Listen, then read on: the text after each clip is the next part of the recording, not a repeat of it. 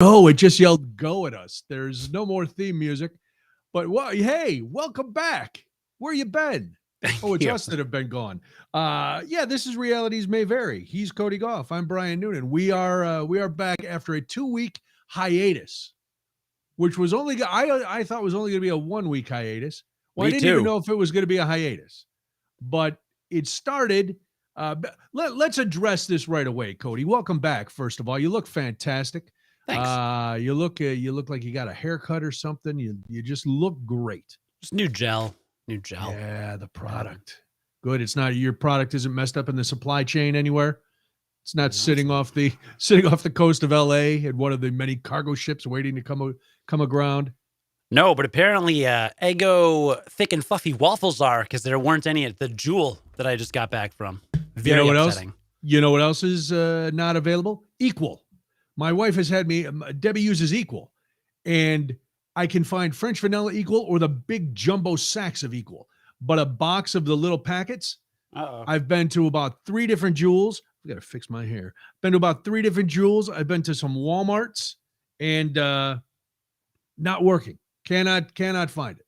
No good. No bueno, as they say in no bueno. Yeah, Cindy saying, "Hey, you're back the way you're supposed to be." So yes, the Restream has put us back in the correct order. I don't know why, but we are back where we belong. So, all right, somebody last week after we had to cancel last week, and we'll get into why. It was a very good reason and a legit reason. Somebody sent a message to me saying, "Hey, I think you guys have lost interest in the podcast. I hope that's not the case." And I sent them back. Normally, Cody, I take your advice and I try to ignore comments. Sometimes negative ones. I always love the positive ones. Oh, keep the positive comments coming. The negative ones I try to. But this one I felt, oh no, we haven't lost interest. Cody had a legit reason to be gone, and I don't like to just come on here and pontificate without Cody. So that's why we canceled. But let's go back in time, shall we, Cody? Mm-hmm. Shall we go back 2 weeks in time? You were just coming back from a trip to Los Angeles, California, and you were jet lagged and swamped with work. So we were going to just propose. Propose to each other? That's weird. We were going to postpone the show till that Thursday because you said, "Hey, I'm getting some periodontal work done, but I should be good to go." That didn't work out the way you thought, did it? No, it didn't. Explain periodontal work to me. I know it's dental work. I don't know the difference between dental work and periodontal work or orthodontia. That's braces.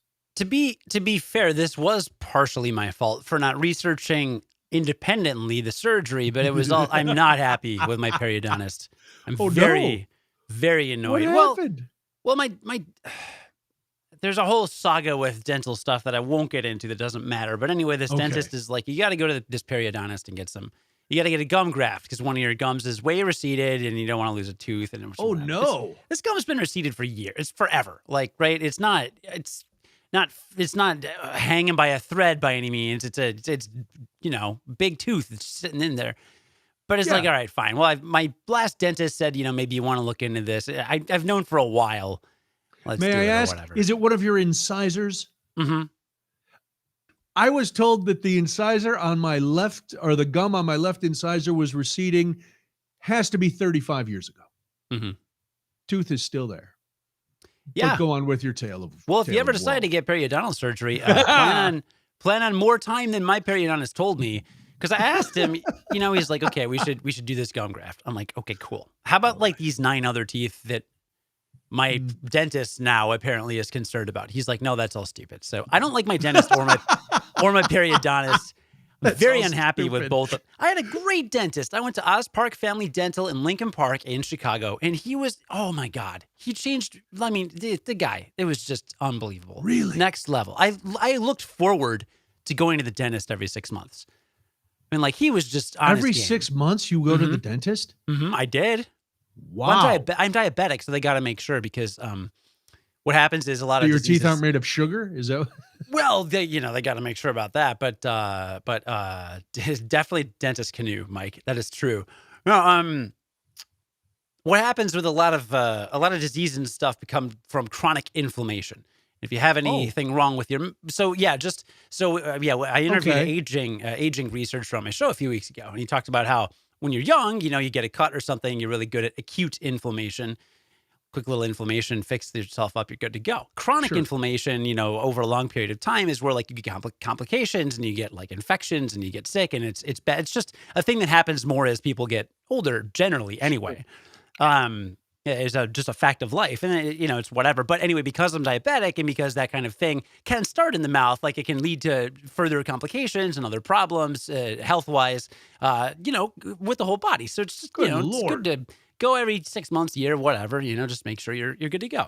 I go to an ophthalmologist every year. Most people probably don't go to an ophthalmologist, got to make sure my eyes are good. So, stuff like that. So it's whatever. It's maintenance. Nothing's wrong. Anyway, so go to this periodontist and he's like maintenance. Yeah. So he's like, I'm going to do a gum graft. So he scrapes off a tissue from the roof of my mouth and then surgically attaches it to where I need the gum, and then it just heals together, and then I've got a gum. That sounds horrific. Yeah. Just the first part of the sentence. He's going to scrape tissue off the roof of my mouth. Mm-hmm. Yeah. That's what hurts the most right now. Yeah, because we've all burned the top of our mouth on pizza. We know how bad it hurts when you burn your mouth. I can only imagine if they've. It's very similar. Imagine having that pizza burn on the roof of your mouth for about 2 weeks. And that's where I'm at. I'm going to pass. I'm going to pass on that. Yeah. This is why I don't get maintenance on my mouth or anything else. I just figure I'll wait till there's a catastrophic breakdown, and then I'll have to fix. Then it's like the car. I'll just take it into the shop and I'll go fix it all. And they'll go, well, you're very high mileage. And you don't know the half of it. Well, my dentist told me it's no big deal. The periodontist said, that's no big deal. I go, okay. He's like, the full recovery period's about 2 weeks. I'm like, okay, well, I mean, like, we'll be able to function. Can I talk normally and stuff? He's like, oh, that's what you do for a living? Right. He's like, a couple days after the surgery, you'll be able to talk fine. Yeah, not a problem. That was a lie. Yeah. That was a lie. So I got it done Thursday, a week ago, whatever. I got it done a week and a half ago. Yeah. Last week, I usually record my podcast for my day job on Wednesday. I pushed it to Thursday and it still hurt. So a week later, it still hurt. Oh. I did, obviously I canceled this, but Monday I did a little test run. I went on Craig's show. And I don't know if I sounded okay, but I felt like I was slurring my words and I was not comfortable. And, I was glad I did it. I love doing Craig's show. But afterwards, I was like, I need to rest my mouth like a lot. Okay. So I took this show off, postponed my day job as long as I could, still hurt. Right now I'm fine. It's tender. The roof of my mouth has holes in it. Doesn't feel great. It doesn't feel great. So I have my follow-up Thursday, which I have to drive a full hour to because he wasn't at the right clinic that day. He's like, oh yeah, if you're 2 week follow-up, just go to Yorkville. I'm like, okay, I'll just go to Yorkville in the middle of the Yorkville. day. Yeah. Sure you will. Yeah. To visit Dr. Quinn. Yeah. The medicine. Why are you going? Why? Oh my goodness. Well, I have stitches in the I know, but you live in a fairly large metropolis. You couldn't find a period. How'd you find this periodontist? My dentist. Recommended by your dentist? Yeah. Maybe they're in cahoots. They are. Can I read it? For people who were thinking, well, maybe Cody was just being lazy that first, couple of days, the day of his surgery. Can I read a text that you sent me? Part of it, edited. So I had already figured, having Debbie been, since she was told that she was going to go home from major back surgery the next day, I figured you saying, oh yeah, the periodontist said I'd be fine, to do your podcast hours after now we know that your mouth was scraped and mutilated in order for a tooth to fall out that wasn't really keep a tooth from falling out that wasn't really falling out. I had already figured we were not doing that Thursday night.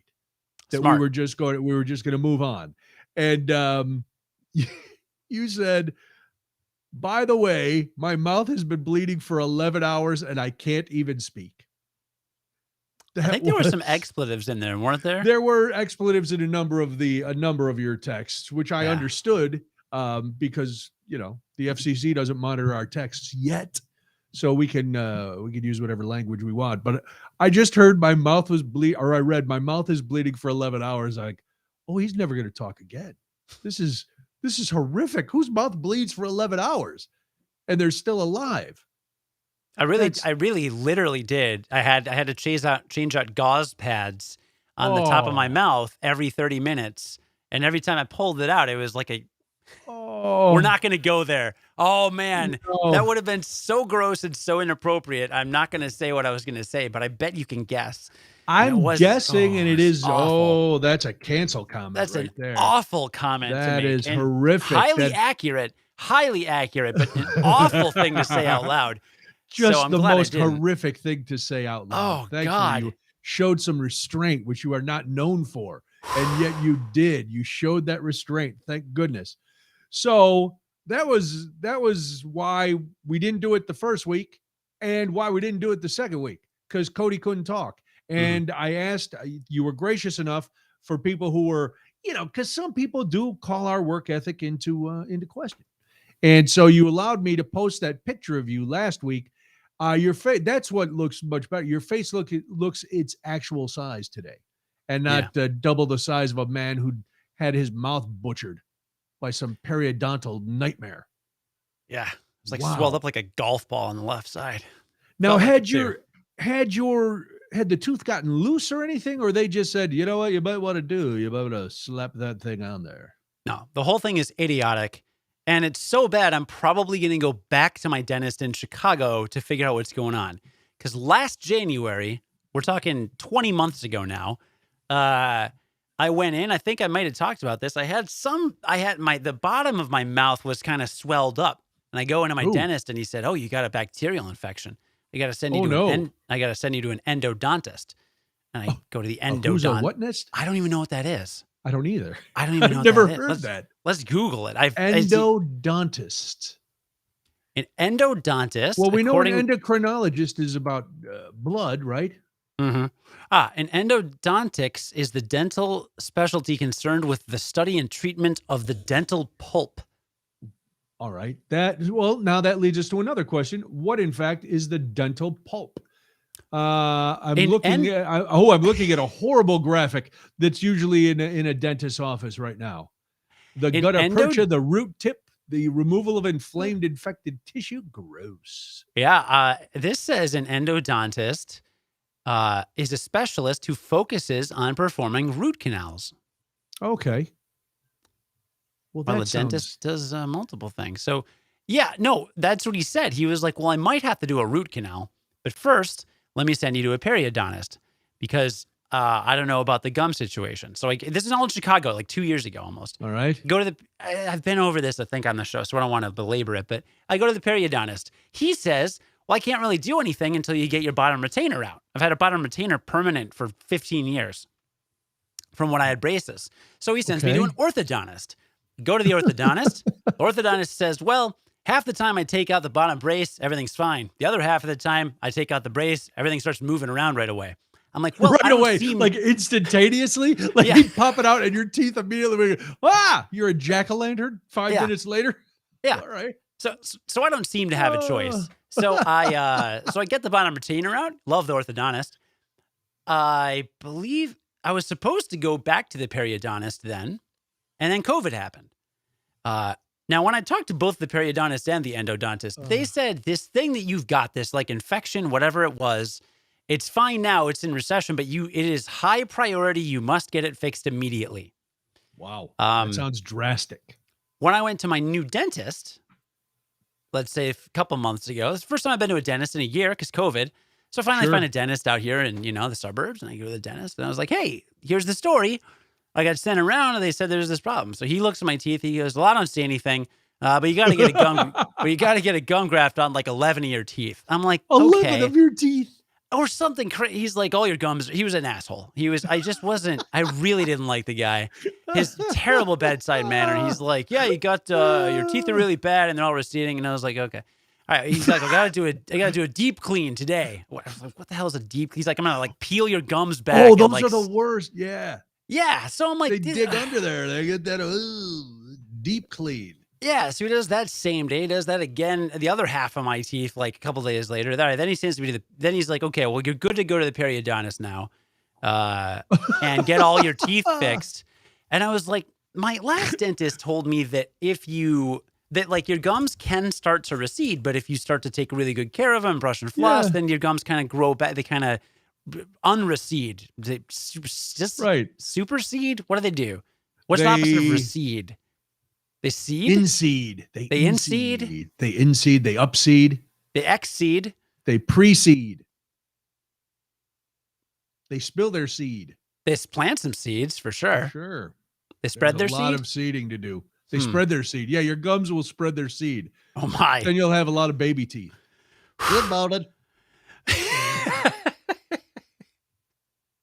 So this sounds like you fell into some dental scam, like a pyramid scheme where one dentist is feeding the other, and some dentists. There's a million dentists that need some sort of a second car, a lake house, something that they're gonna scrape from your mouth.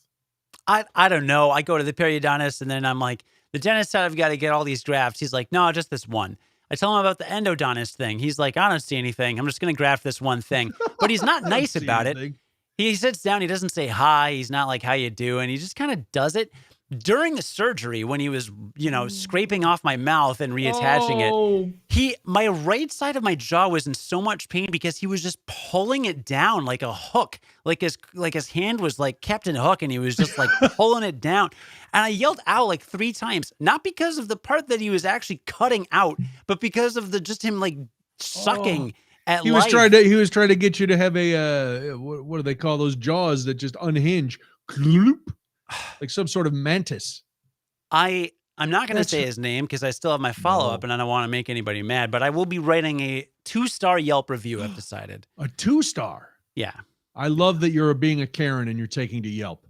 I would have never thought to review medical professionals, but some of them do need to be, they need to be called out on their stupidity and their rudeness. He was rude. He had a bad bedside manner. He didn't make me feel good. It was painful what he did. And he was not. Did he have grease under his fingernails?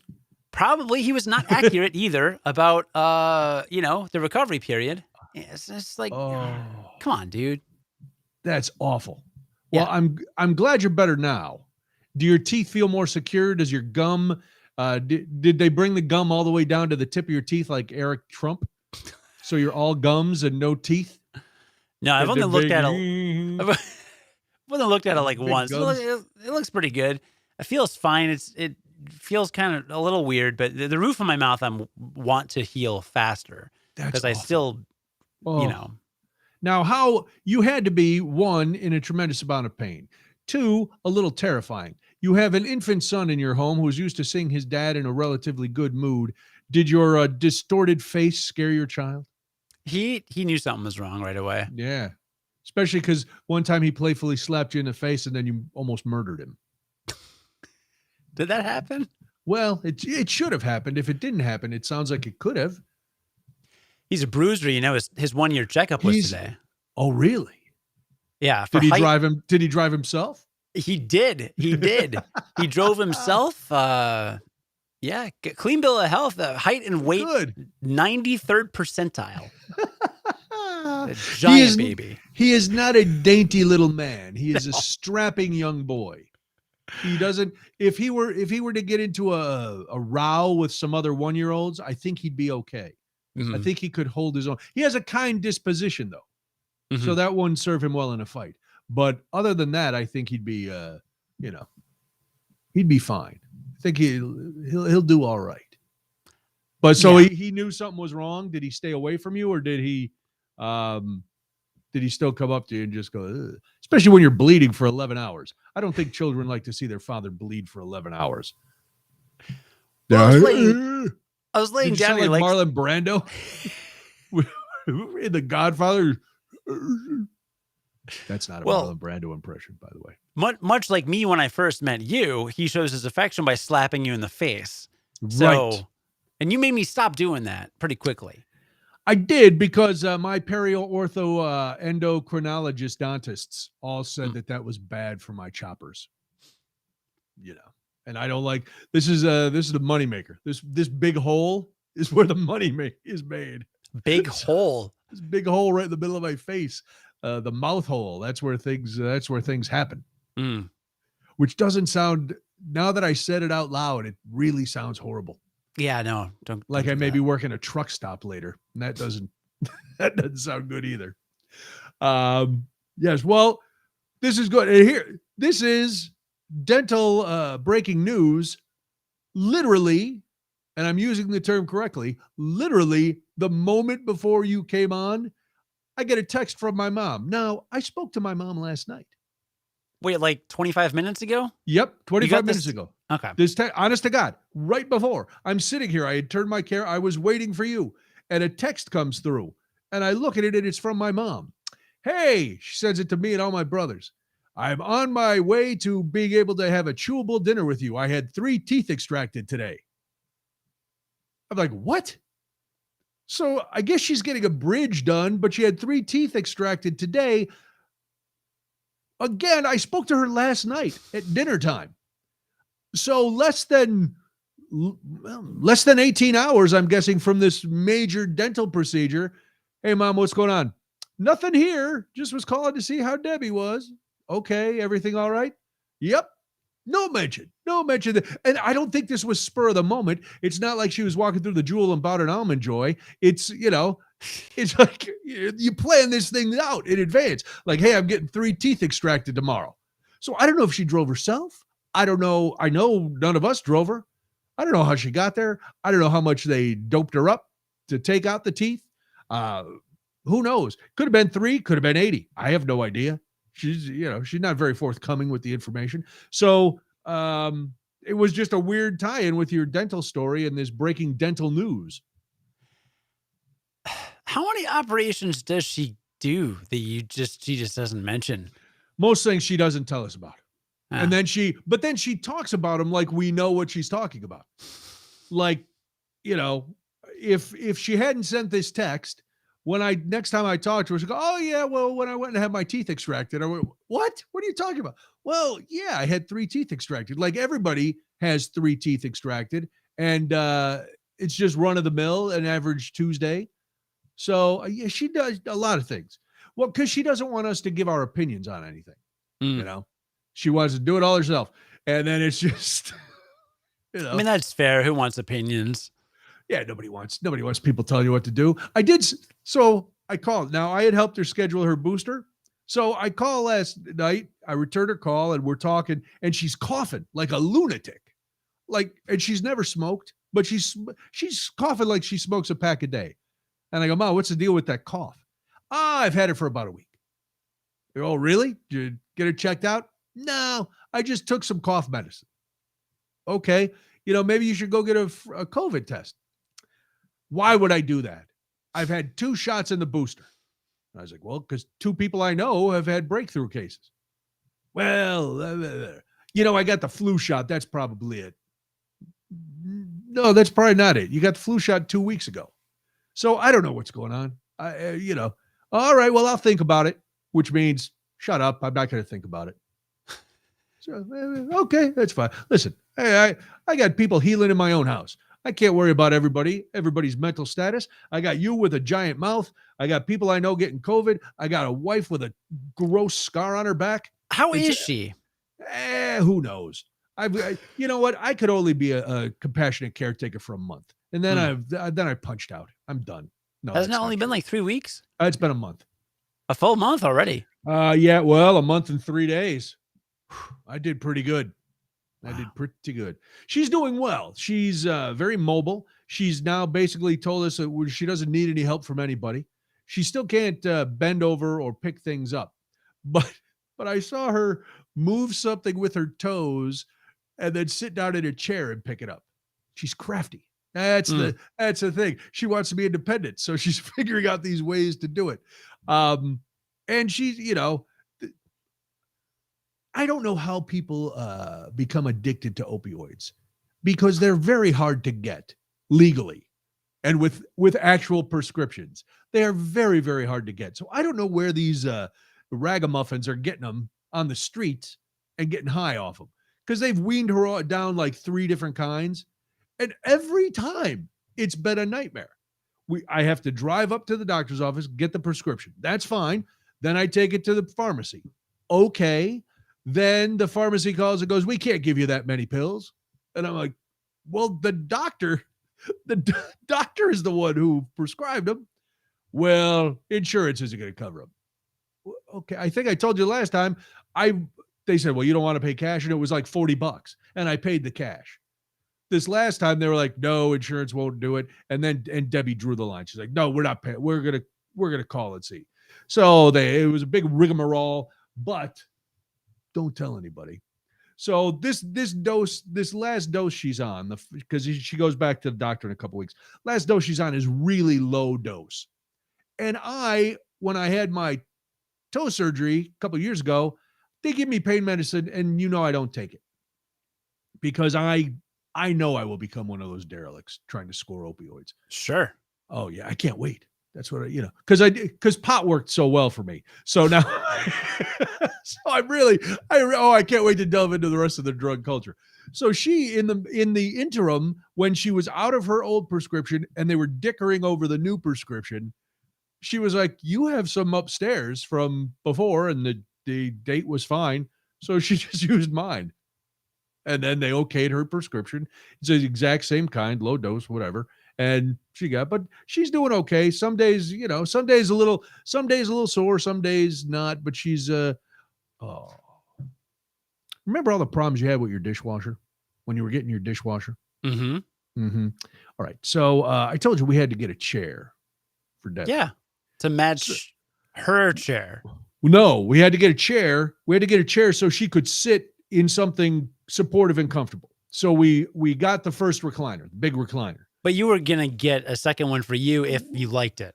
Right. Well, we were going to get it. We're going to get a second chair down the road, but this is the initial chair. This was the chair that we got for medical purposes. And because of supply chain, it ended up being the big chair. Like my old same manufacturer, Lane.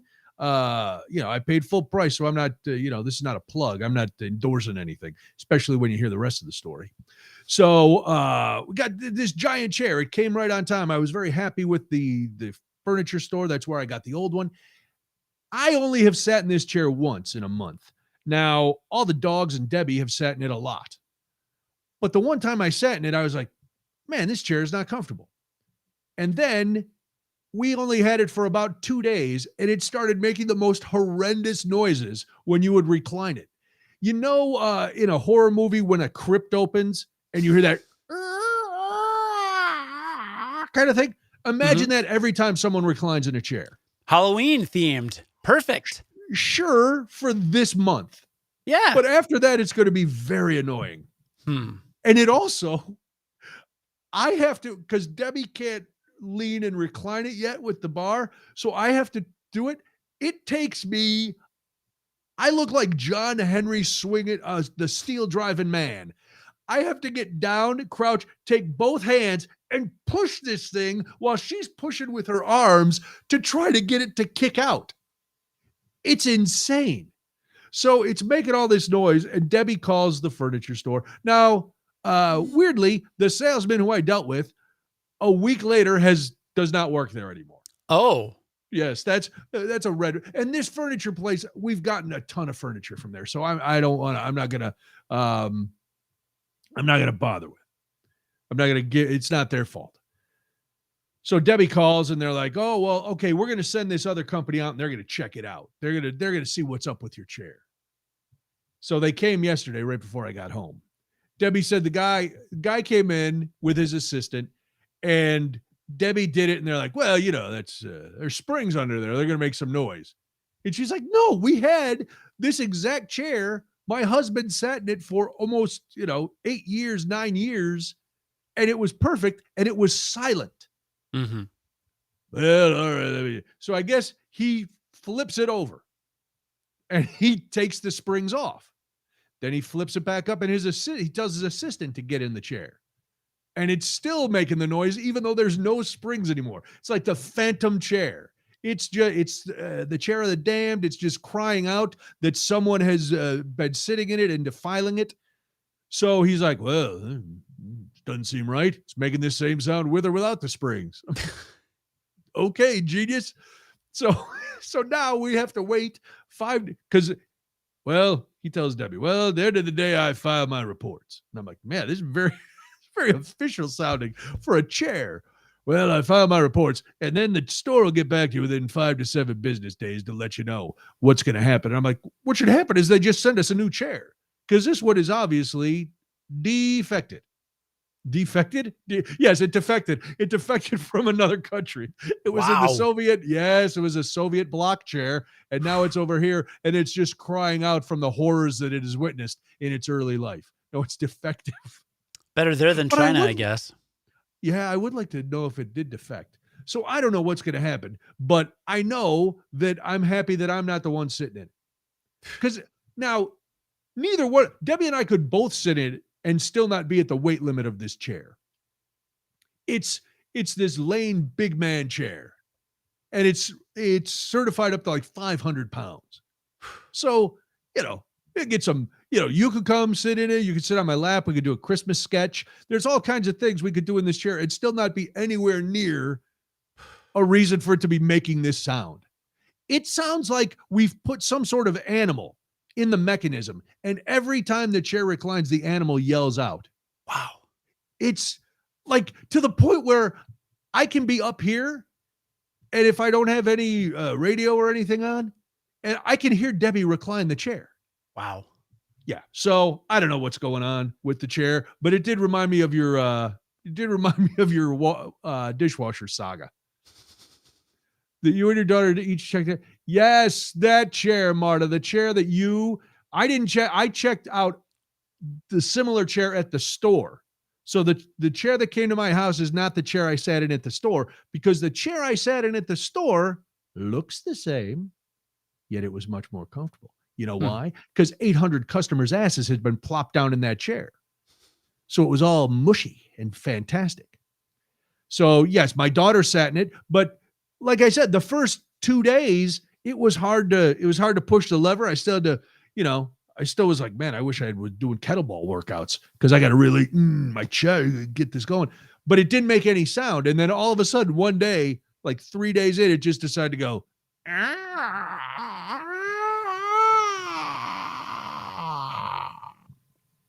That's disturbing. Disturbing. It's a very disturbing chair. Well, sorry to hear about that. I know how much you love your chair. Well, this is not my chair. I haven't sat in this chair. It's good. Yeah. It was going to be my chair. It's earmarked to be my chair. But not till Debbie is done with, her situation, physical therapy or whatever. So now I share the love seat or couch with the dog. And I realize all those days that Debbie would go, man, this dog is killing me. Because Lawson is 85 pounds and he wants to lay on your lap like he's a Chihuahua. So if we're watching TV, he just jumps up there and he's literally 85 pounds of dead weight. And he, for some reason, likes to use his elbows as a fulcrum. So he'll plant them in your thigh and then move his whole body, or plant them in your stomach and then try to come up a little by your face. Yeah. I don't know honestly, I don't know what's going on here anymore. I've lost complete control. I've control of everything. So how was Los Angeles? That was good. I mean, it was a while back. A couple weeks.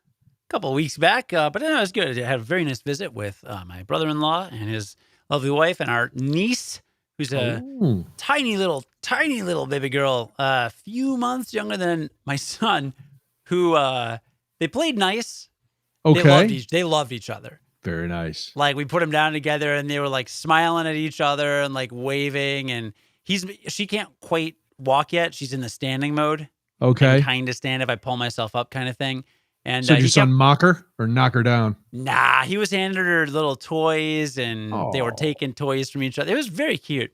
But we went to Universal Studios one day.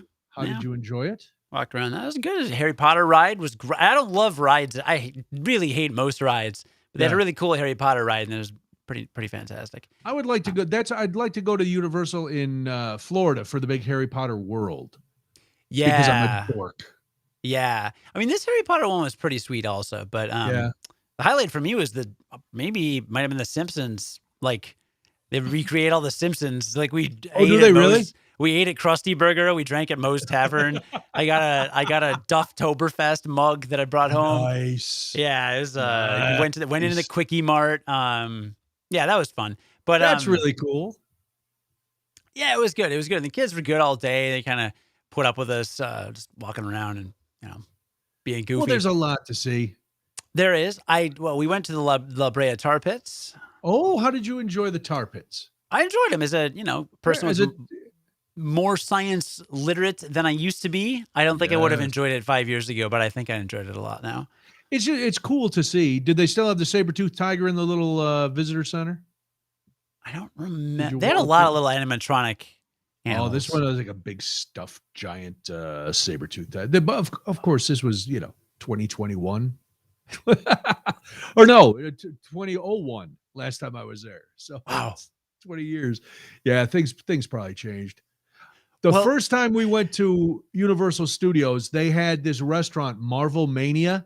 It was when Marvel was going to open these theme restaurants all over the country, and it was unbelievable. You walked in and it was like a Marvel wet dream. Everything, there was Marvel stuff everywhere. There were characters everywhere. Debbie took a picture with a Spider-Man, and she still talks about his ass to this day. 20 years later, she still talks about this Spider-Man's ass. And they had wonderful meatloaf. I think we ate there twice. They had wonderful meatloaf.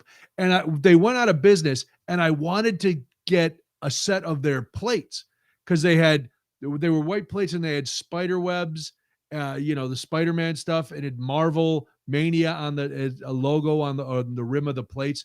It was fantastic. But I think I might have been the only person who really dug it. And since I only went there twice, they shut them down. It's very sad. Very sad.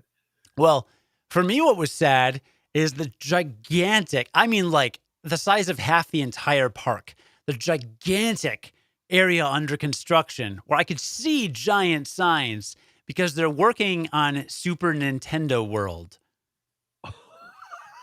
But it doesn't open until sometime in 2022. Have you bought your tickets already? You made your hotel reservations? Are you staying at the Universal Sheraton? Well, they were selling T-shirts already, and I bought 2 T-shirts. So, yeah. That doesn't surprise me. Oh, man. Yeah, you'll have to go back. We will go another back. Couple years. Your son's going to be that age where he's going to love to go to places like that. So that's a perfect excuse for you to go, I'm not a nerd. I'm taking my kid. What do who cares? I just want to go down there and have fun. Yeah. That would be exciting.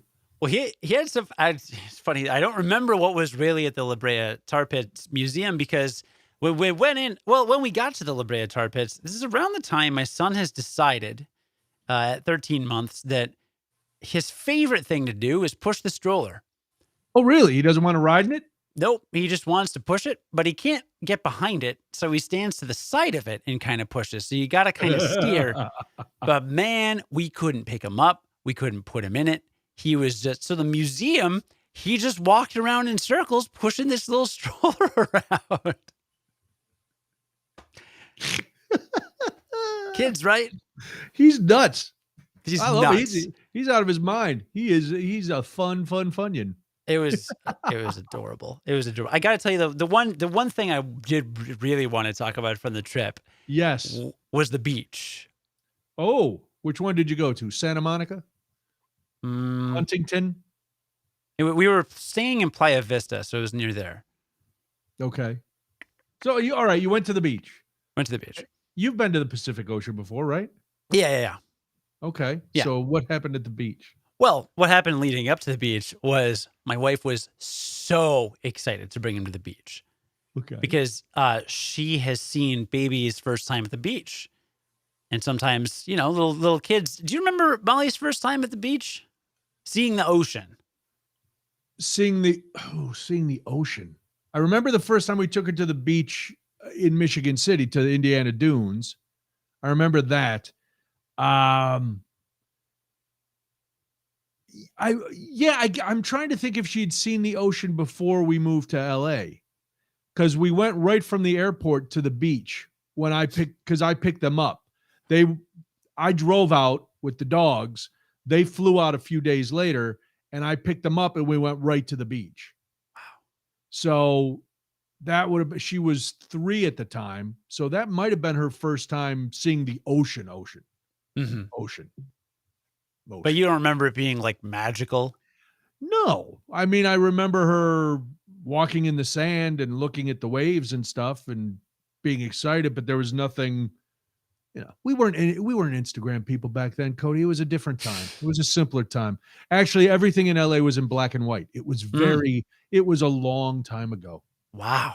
Yeah. So we didn't have cameras in our phones, Cody. We had to, we had to set up the tripod and get the flash powder and poof, and hope everybody stood still for about 8 minutes while we got the exposure. So it was tough. Wow. And then once it was exposed, did you had to drive to, you probably had to drive to the pharmacy to actually tweet it, right? Well, no, we couldn't tweet it. It came out in sepia tone, and we just held on to it and stared at it until it disintegrated. It was not great. Is sepia tone a new filter that Instagram has? No, it's actually how all pictures used to look with those big cameras. It's just how the exposure to the paper and the flash powder and all of that. Yeah, it was. And then I had to go and get a player piano. So as we showed people the picture, it could like a silent movie. And I would tell you, if we took a couple pictures, we'd make them into a little flip book. And then there would be a calliope playing, and the flip book would go, and people go, "Oh, that's nice." And every once in a while, in the middle of the flip book, I'd put like 6 or 8 cards with the caption of what the picture was. So you'd be flipping through it. It would say, "Molly's first time at the beach, 1872." Yeah. So it's probably different than when you took your son a couple weeks ago. Well, I mean, I guess if you had just left the beach, then you would have had to use a player piano because you can't play or fish. Well, I can tune a piano, but I can't tune a fish. Oh. That's a classic REO Speedwagon album. Oh, okay. If I may call it back. Did you only listen to songs about California when you lived in California? My answering machine, this is back when you actually had to like record an answering machine message. Sure, it was We Love LA. Of course, that was on there. I would send messages back to my friends quoting, what's that song by the Mamas and the Papas? All the leaves are brown. California Dreamin'. I would do that. Every time somebody got in the car when they came to visit, we would have the Beach Boys on. So yeah, we were dorks. So like if you had flown out to see me in LA and you had never been out there before, you got in the car and the Beach Boys were on. Huh. And people go, "Oh, that's fun." And in their head, they must be going, "What an idiot." What a complete idiot. We just listened to Tupac California Love on repeat for 4 days. Well, sure, you always took the West Coast in the feud. I did. You always sided with West Coast, so it doesn't surprise me. Yeah. Did you roll down Crenshaw? Did you rent one of those bouncy cars? Go down Crenshaw I don't think we didn't hit the Crenshaw. We didn't really hit a lot of we really just stayed in Playa Vista the whole time, except for when we drove to Universal City. Very fancy. Very fancy. Did you see the Hollywood sign? No. Oh. We went to a wedding there like 4 or 5 years ago. Okay. We did that. We saw the Hollywood sign. Okay, so you have seen it before. We went to Santa Monica Pier and, sure. That kind touristy of stuff. Yeah. More touristy stuff. I've gone on the like celebrity home tour. Really? Or one of the many. Those are fun and totally made up. One of those. Yeah. They make them up as they go along. But I do like the fact that there are those people sitting along the side of the road selling maps to the stars' homes. And you go, "Do you really know where the stars live?" Absolutely not. Yeah. All right. Yeah. So back to the baby. What happened? Oh, people want to know. Mike wants to know if you bought any crack in Skid Row. Did you find Skid Row? Oh, no, I didn't get any That's crack. That's downtown LA. Yeah. If you were at Universal, you were in the Valley anyway. You don't want to go, you're not going to go to Skid Row. So, All right. So you take the baby to the wife is all jazzed up. She's going to take the baby to the beach for the first time. Now, did you bring floaties? Did he have water wings? Was he going to go in the water, or did you just want to see his reaction when he saw how big the water was?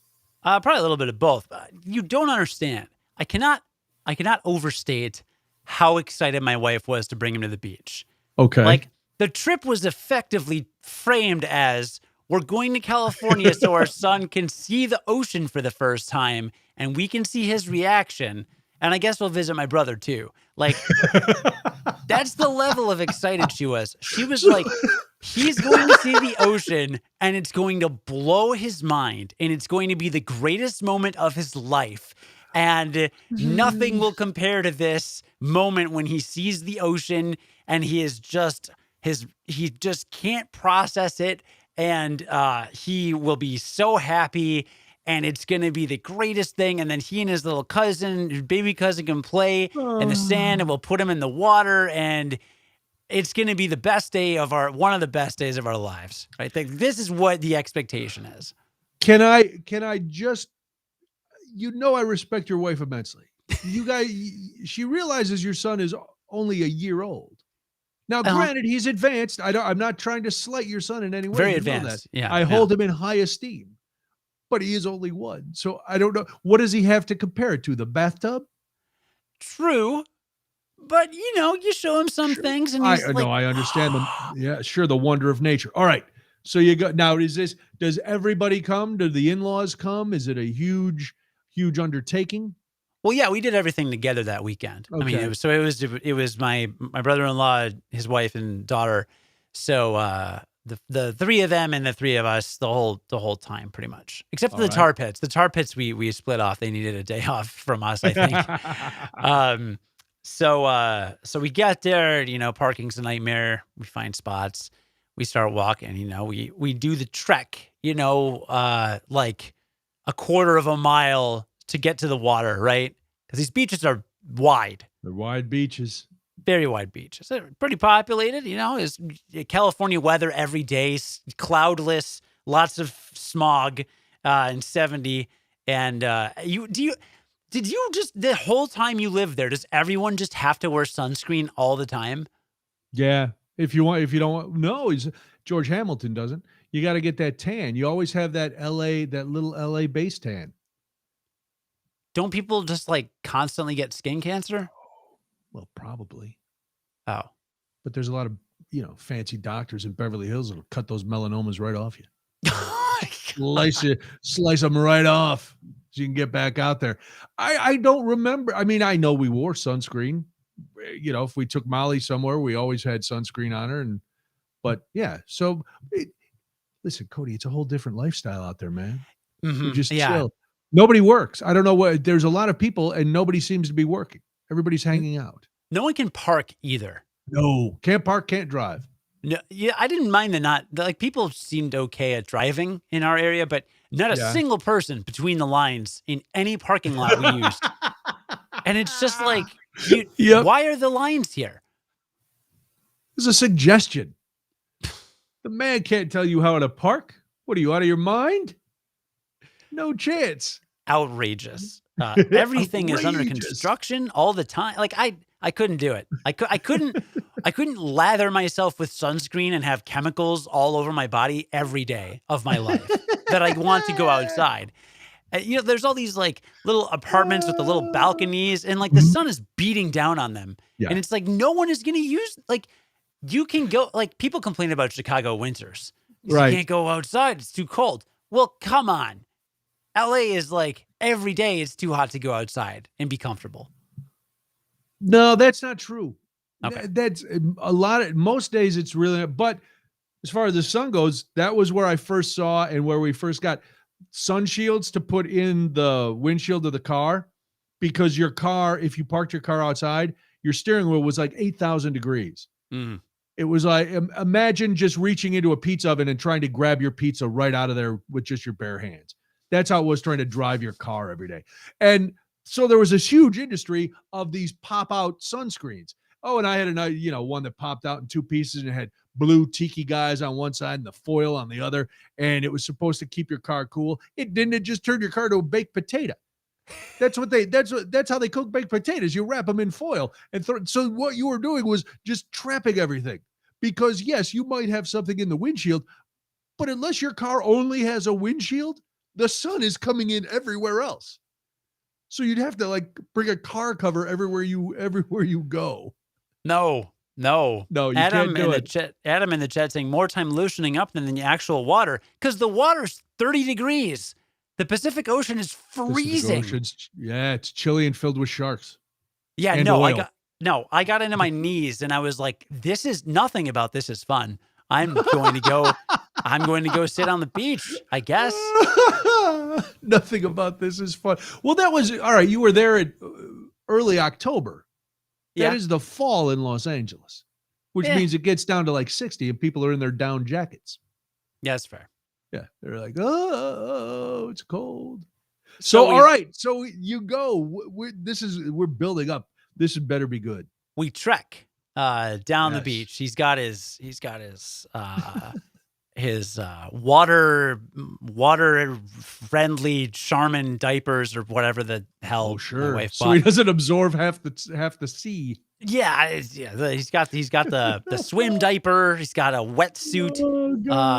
He's got his little sun hat. He's got his sunglasses. He looks adorable. It's just happiest moment. And we marched in. And this is the third day of the visit, I think. So we are tired. We shared a hotel room with him, which we are not going to go to hotels anymore after this. He did not like to sleep in it. He made a lot of noise. Did you have a crib? Did they bring a crib up? Or there was a crib. Sleeping on a bed? There was a crib, but he was since we weren't staying with my brother-in-law, we had to, every time we did anything, it's, get him up, put him in the car seat, put him in the stroller, put him in this, put him in the crib for his nap, change the, it's just by the time he's ready to take a nap and starting to go down, oh, well, we got to go to the next thing. So it was, we just, we were poorly paced, I think. We did a lot and it was fine mostly, but we just packed too much. So by the third day, the two of us are pretty tired.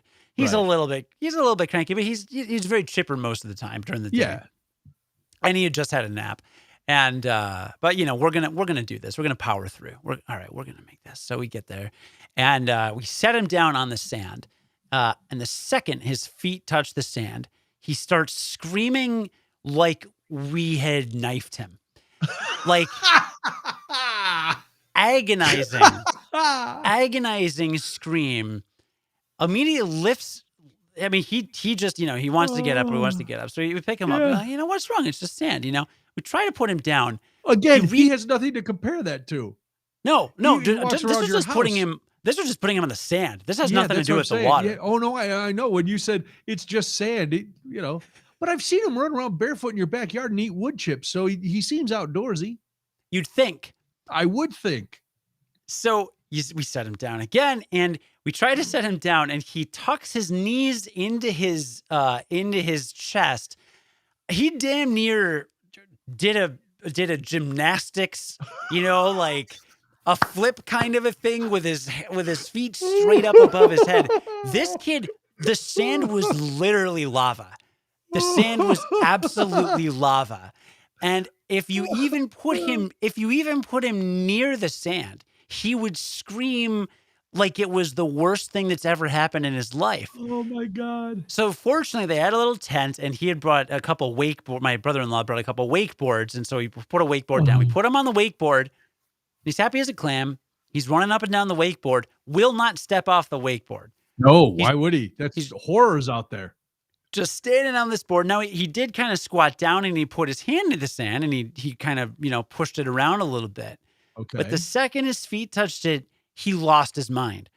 So, we're holding him. We're trying to go in it with him. We're like, here it is, all that. So later. Don't you know that your mother has built this up? Incredible. Oh my. Please, why aren't you liking the beach? This was going to be an Instagrammable moment. You're not my son. Yeah. Yeah. So, and then we walk him over to the water. We're like, well, let's kind of dip him in the water a little bit. Maybe he'll be into that. Well, no, it's freezing. So that wasn't very nice either. So the entire time he just stood on this wakeboard, eating things and occasionally dropping them into the sand like fruit, which we would then bury in the sand because we're not going to pick that up. Whip it into the water. What about the water? I said you could have whipped it into the water. Could have whipped it into the water. Give it to a fish or a shark or should have done that. A manta ray. Should have done that, but or one of the people cleaning up the oil spills. You could throw it to them. So how did your wife accept the fact that this did not turn into the Polaroid moment that she had dreamed? She's a wonderful, resilient person. She is a wonderful woman. And she was over it pretty quickly. You have to find it.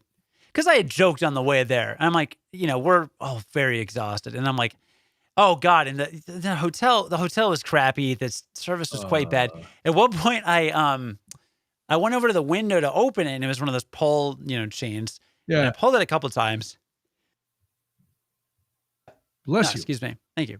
I pulled it a couple of times, and the bar that goes in front of, so it was like a roll up blind. Okay. You know the like metal like facade that goes in front of it, just like a little metal frame. So I pull it twice, and the whole metal thing just drops. So like, thank God my son wasn't standing down there looking at the, So that was bad. Continental breakfast was individually wrapped croissants at the front desk, and they tasted like sand. Well, sure. The kids got them off the beach. A lot of places now are doing that individually wrapped stuff for the continental breakfast, though, because of COVID. That's just, or a little bag. The last place we stayed in New Orleans, you went to the desk and you go, oh, can I get breakfast? And it was like a brown paper lunch bag that you had when you were in third grade, and it had an apple and a muffin in it, and they had the coffee machine. So I was like, all right, that's fine. That's great. So you just had it's better than the individually wrapped plastic. I mean, look, single-use plastic is destroying the entire environment. And I don't know why you say that, as it's 80 in October. But go ahead. Yeah. Oh God, I'm so upset about it. It's so bad because anyway, go ahead. Yeah. No. Yeah. No, because you're mad about the climate, right? Like COVID happens, and then like we're all in such a all these people that are just like, we got to open again. Like we're opening again means like destroying the environment by making everything worse. Like nothing is good right now. Like for what it takes for things to be open is for us to be mass producing like masks that people just like litter on the street, and like single use plastic on everything that's just like all going into our ocean. And people won't take the personal responsibility to like actually get vaccinated so that like we can get quote unquote actually back to normal. We're back to like half normal because like people are just being really selfish, and it's all very destructive and harmful. Anyway, I'll agree with. We won't dwell on it because I agree with you that yes, things are dismal, and so I try not. I'm trying to focus on the positive. Not that I'm Pollyanna, but just the half block walk from my car to school today, there were 4 masks just littering the streets. And now you say, well, Brian, then if you care so much about the environment, why don't you pick them up? I'm like, I'm not picking up hazardous waste. Yeah. I'll pick up trash if it's in my, if I'm walking past it, or I'll kick it to a bum, That was the most horrible thing. I would not. I would not. I like it because you got very quiet there. Don't kick trash at bums. I know that. That was what we used to call a joke. Please, I hope the bum lobby doesn't try to cancel me for that. I was, just being lighthearted. Yeah. Poor. So, but I agree. Yeah, and as you look, and like I said, well, we won't say who it is, but he has mentioned it publicly. Friend of ours, all shots, all vaccinated, still got it. Luckily, got a very minor case, so that's good. That's what vaccines are for. So if you do get sick, you're going to get a minor case. But listen, people are going to do what they want to do. I'm working at school, and there's some teachers who still won't get vaccinated. They have to get tested every week, a couple times a week, but they won't get vaccinated because they're going to wait a while. All right, whatever. What am I going to do? Argue with you? No. Maureen, I do mean hobo. That's exactly what I mean. Hobo with the bindle, riding the rails. I do mean hobos. I did not, what did I say? Bum or vagabond, derelict. I don't know. There's a lot of good terms, but hobo. And I said hobo with a B. Yeah. Just in case, Cody, I saw you panic. Like, oh my God, what have you stepped into this time? Nothing. If I brief sidebar to stepping in something. So Debbie and Molly, Debbie drove Molly last Friday. They went on Debbie hadn't been out of the house, so she wanted to go for a ride. They went to the Affy Tapple outlet, and while yes, where you can go and get like giant Mrs. Printable apples that are on the website are $25. You can get them for like $5. But anyway, they drove by Superdog, and Debbie said, "Oh, last time I was at Superdog with your dad, there were a bunch of mopeds there." Uh-oh. And so I told Molly the story, and if you don't know the story, I would say go back and maybe we can find the podcast or something, because everything from us has been erased from the old station website. What? So that's exciting. Except for our last Bourbon County. Everything on my page is gone, except some old Blackhawk Live events, and yeah. So no, it's there. It's just not. It's just not on the search bar. So I searched my name. Search my name. No, I found you. Hold on. Yeah, but there's not all the stuff there. Hold on. Yeah, I see our. I just Googled Brian Noonan Show moped, right. and right. But what I'm saying is the Bourbon County Stout thing from last year is still there, but that's it. No, but I'm on WGNradio.com right now. I'm telling you, there's a moped podcast right here. Where? So what I'm saying is, here, I'll put it in the chat. I had to open Facebook to put it in the chat, which, oh man. Oh God. Did you search Brian Noonan moped? Boom. Moped? There we go. Check that out. It'll pop up in the chat in a second. There you go. All right.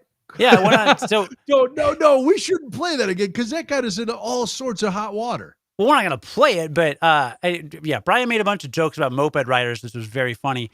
And some moped riders got upset about it because they didn't understand that they had never heard the show.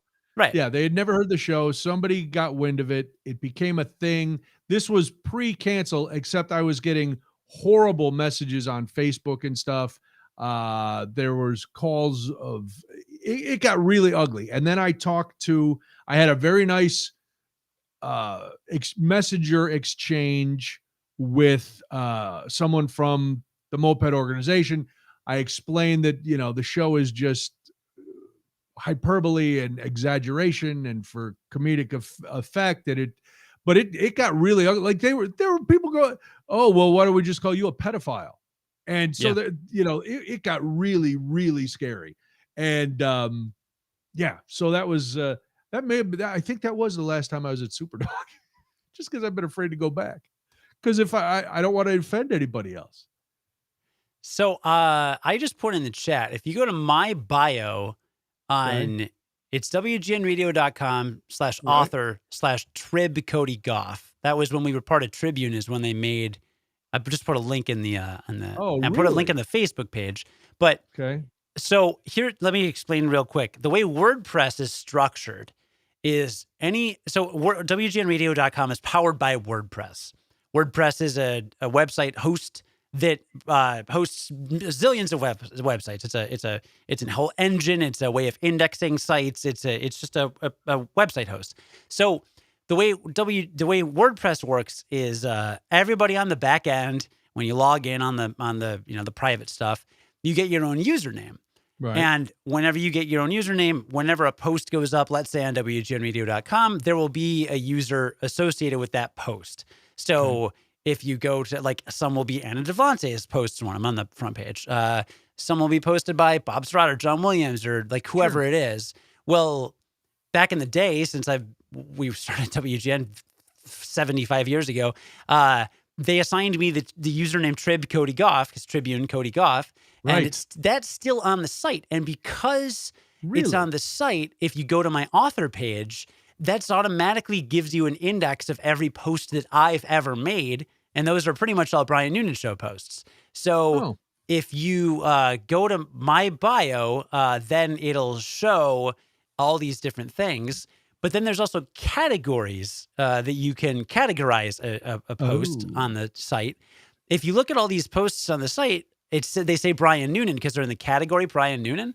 But you can click on the category Brian Noonan, and it will take you to a Brian Noonan page, and that will let you click on a bunch of different podcasts. My goodness. All your podcasts, that's a lot of legwork. All your podcasts are still on the website. It's just that there's no top navigation menu.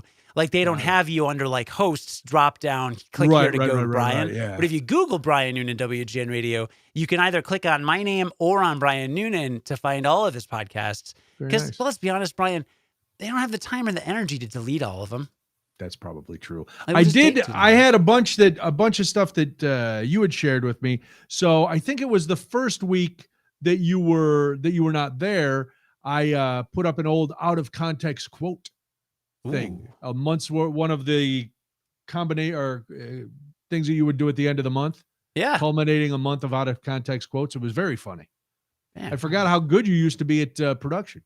Well, you're still good at production on your own show, which is of course the one you host on Curiosity Daily podcast at curiositydaily.com, which is up for another big award after last year's big award win.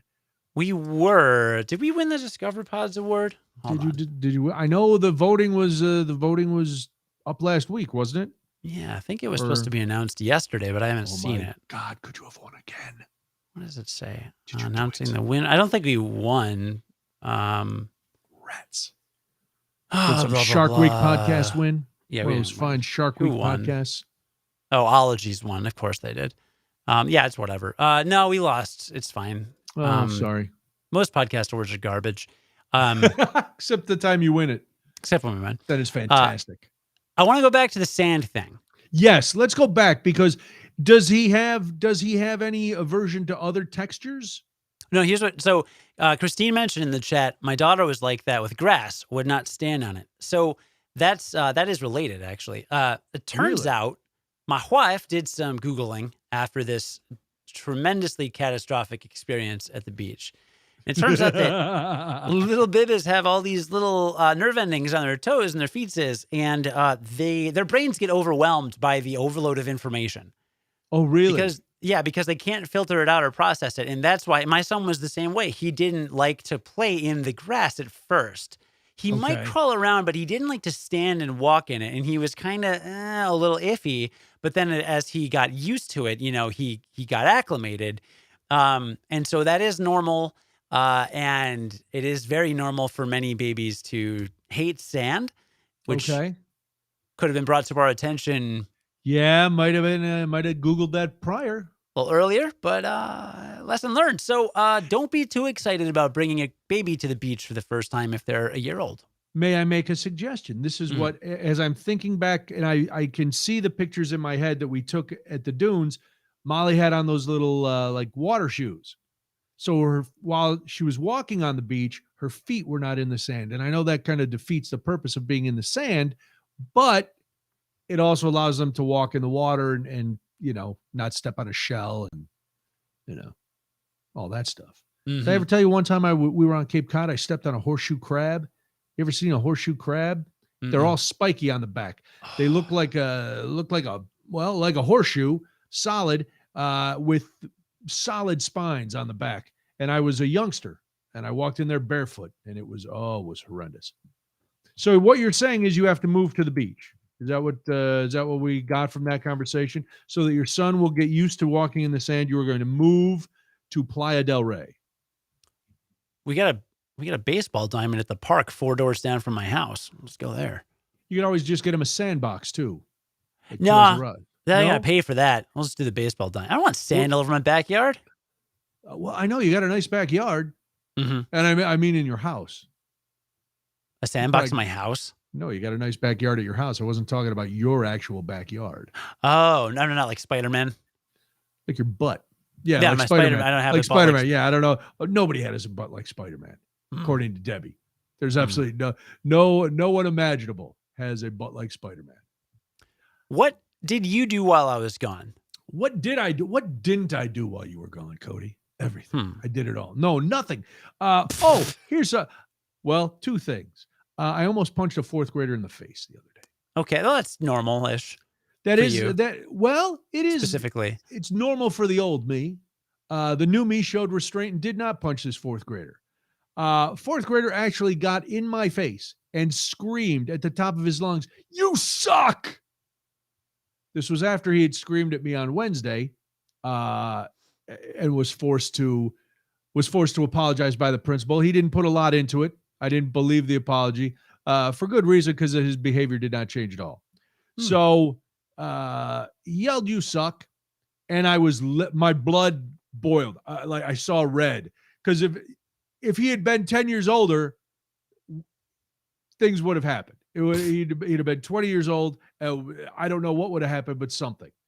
Because literally in my face, screaming. And I know I've used literally like 4 times during this episode, but each time it fits. These are the proper meaning of the word literally.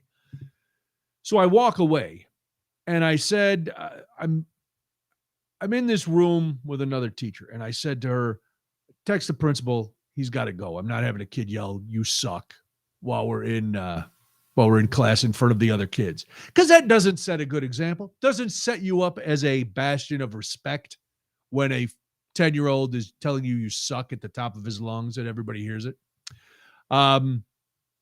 So as I'm walking back toward the table, he and another kid are in back, and they're in trouble. So the one kid kicks a chair, and I look at him, and the kid goes, "What?" And then the kid who just told me I suck stands up and yells, "Yeah, what?" And I'm like, "Who are you talking to? Let's go."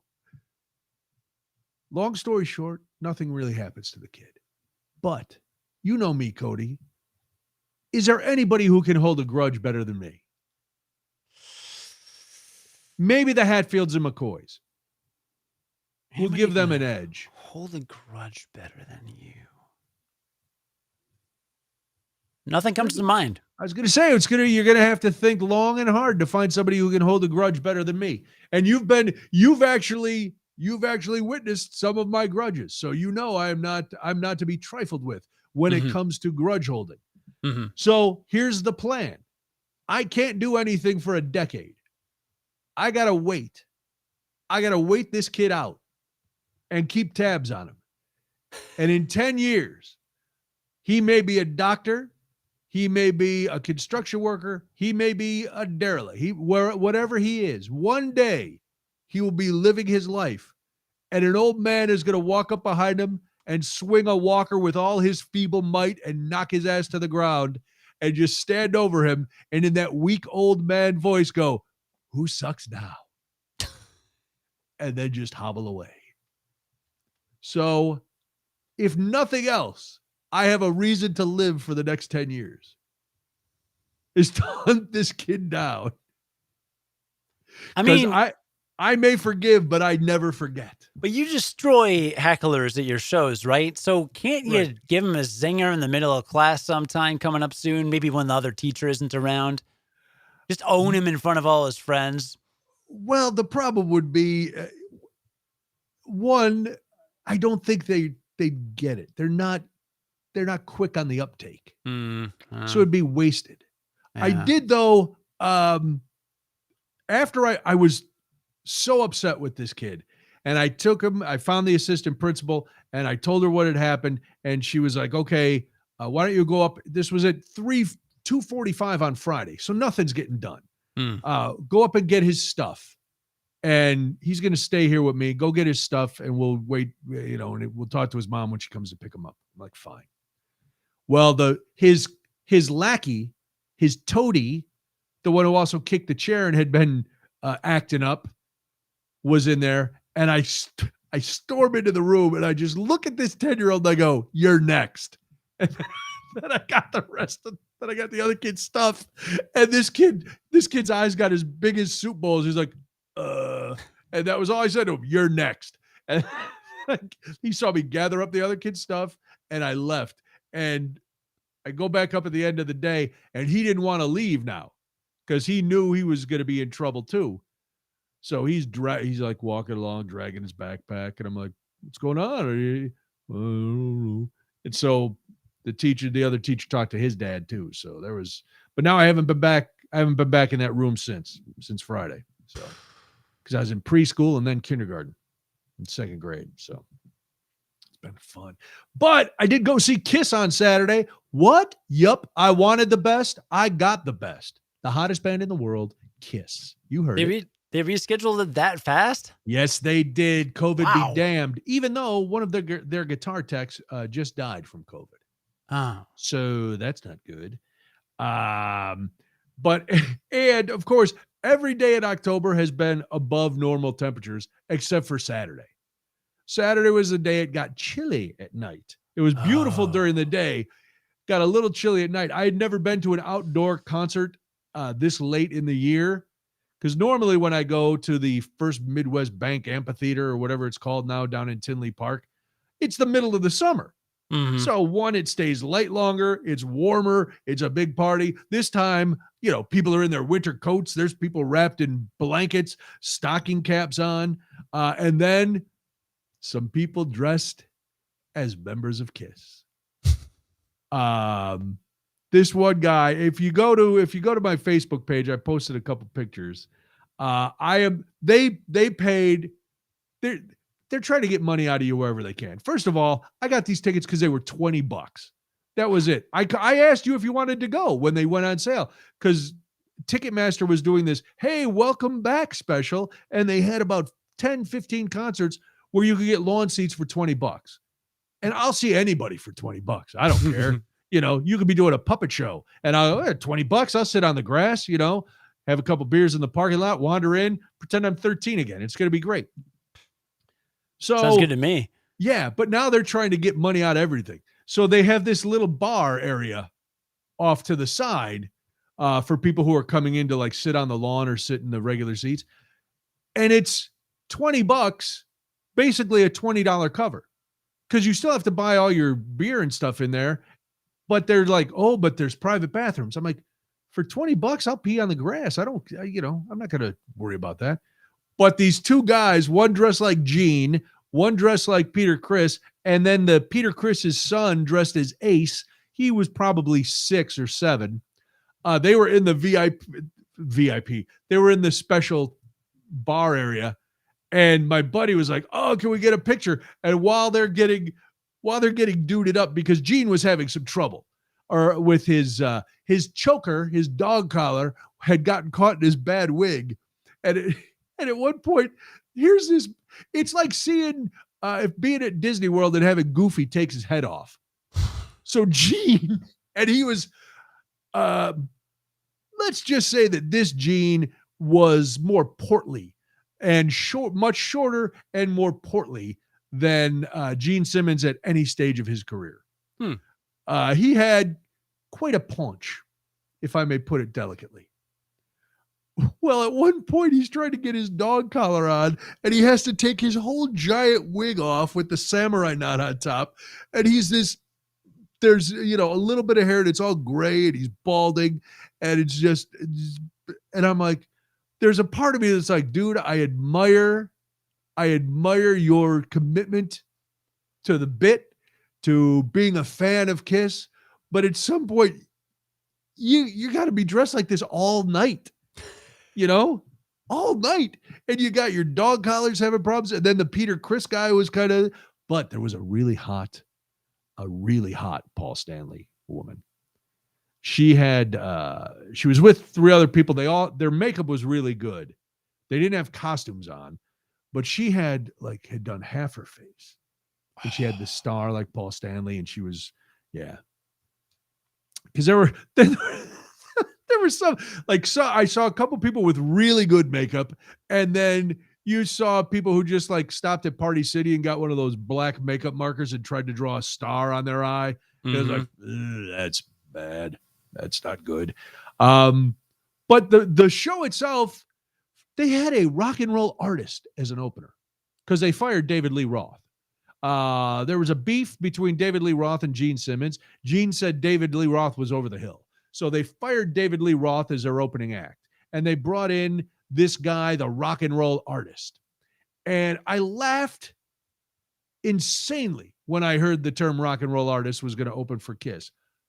Quite frankly, this guy was pretty good. He's got the whole stage covered in tarps. And then rock music just blaring. And he's like Pollock. Jackson Pollock. He's throwing paint at these canvases.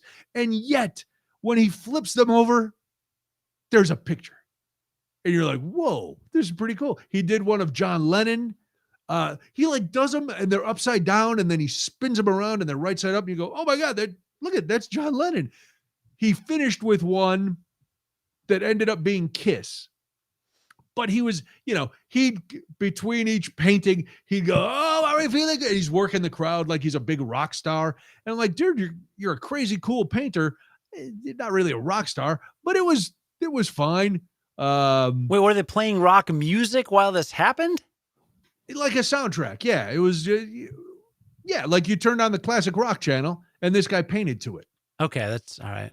And Garibaldi, I think, was his name. Okay. Maybe David Garibaldi. And then they were eye drops off camera while you continue this. Yes, go ahead and fix your eyes. So that was that. And the show, it's billed as the end of the road tour. Supposedly this is the last tour. We all know that's a bunch of hooey. So they're probably going to keep going until they're 106. But musically, I thought the show was great.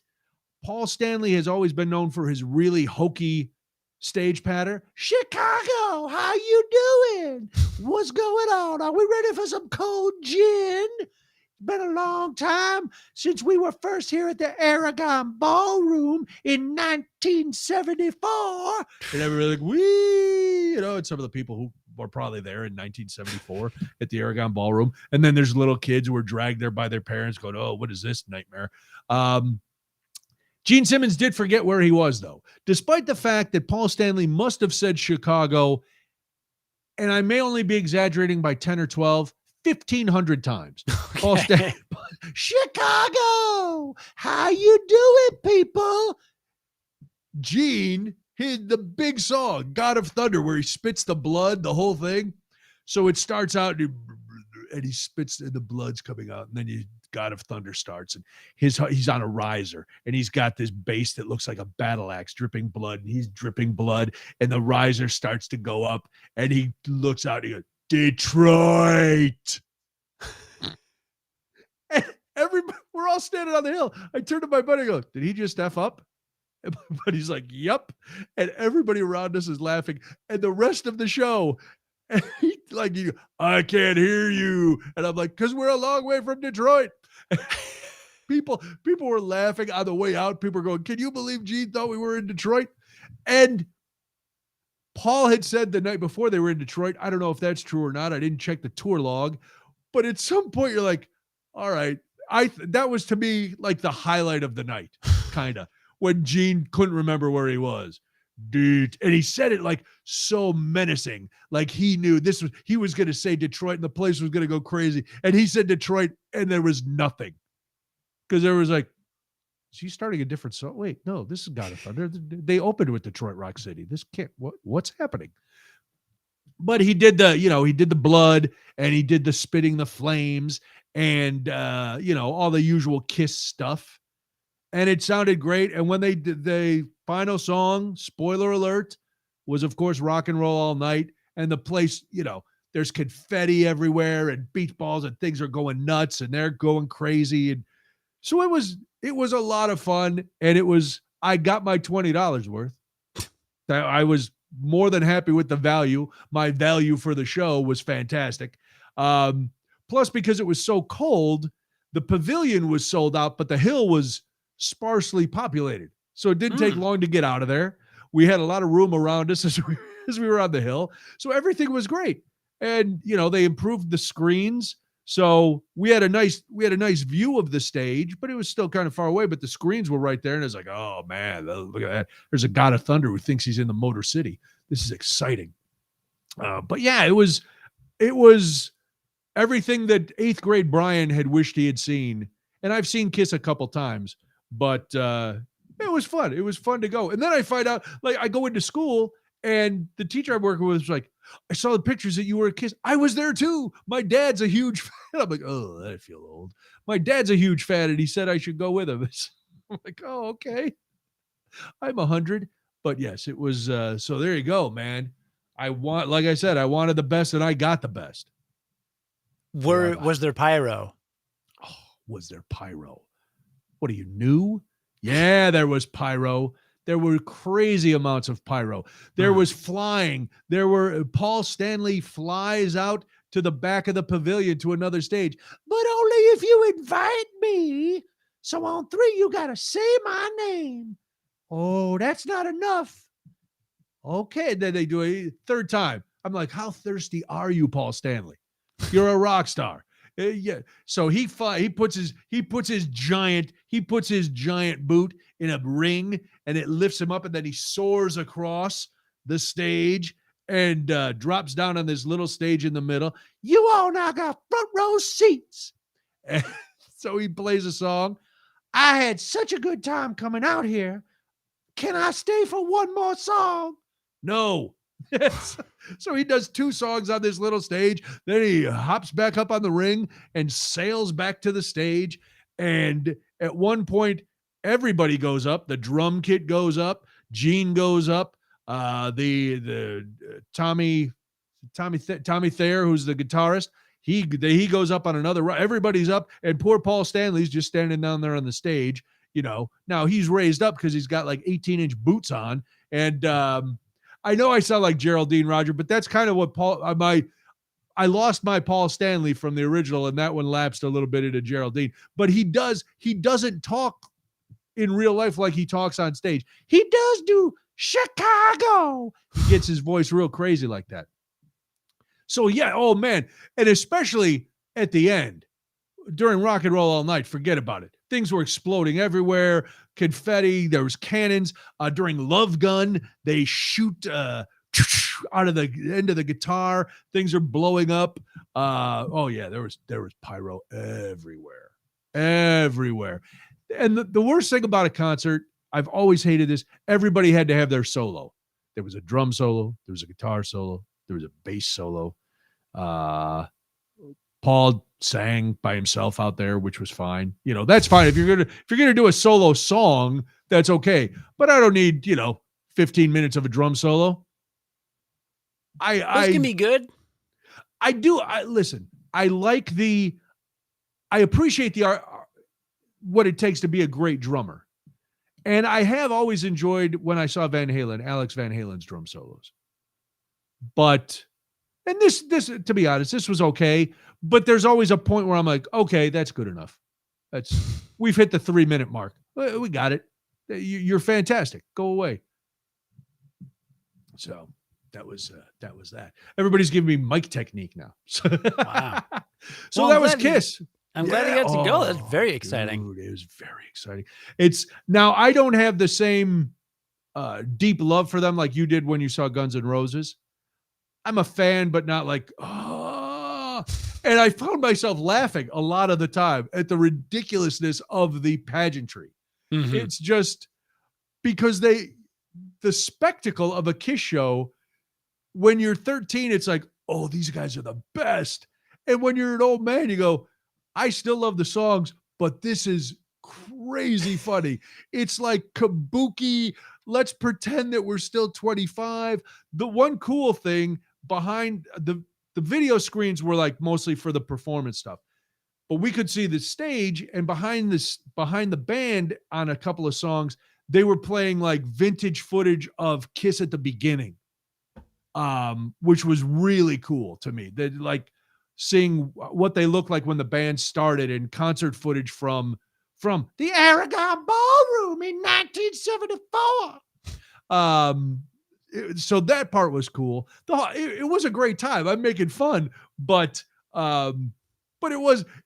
listening to the scripted pattern, and you know it's the same thing every night, and you have to say the city 57 times so that you don't forget where you are. And then you do anyway. And then Gene does anyway. So the whole, it's just like, it was absurd fun. And there were people, I by no means was the oldest person at this concert. Mm. No, there were some people older than me. Then there were people who brought their kids. Then there were people spending obscene amounts of money at the merch tent. $50 for a short sleeve. I know we talked about this when you were at Guns N' Roses. $50 for a short sleeve t-shirt. Mm-hmm. Forget it. $75 for a long sleeve t-shirt and $85 for a zip up hoodie. And I only know that because I could see those from a distance. Yeah. I didn't go up and see what other I saw some people with hats or bandanas or whatever, but I'm like, yeah, mostly over the merch. Yeah, no, I mean, it sounds like fun. It's the thing I would go to, but you